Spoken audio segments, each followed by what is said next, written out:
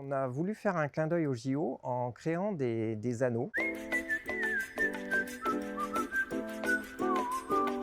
Cette année, on a décidé de faire évoluer notre fleurissement, de partir d'un fleurissement exclusivement annuel pratiquement, vers un fleurissement en plantes vivaces.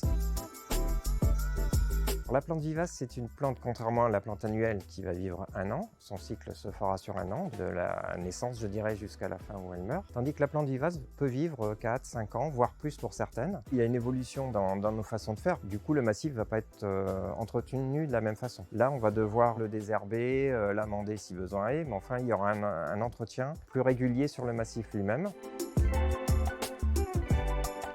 L'intérêt premier, c'est que c'est une plante durable. Au niveau des cultures, c'est une plante qui ne nécessite pas de chauffage. C'est aussi des plantes qui ont une grande diversité. On en trouve de toutes les couleurs, de toutes les formes. Donc on a de quoi faire des belles compositions. Dans les plantes vivaces qu'on remet en culture, on va aussi faire en sorte de retrouver les plantes indigènes qu'on avait dans la ville pour recréer justement un écosystème intéressant pour les insectes.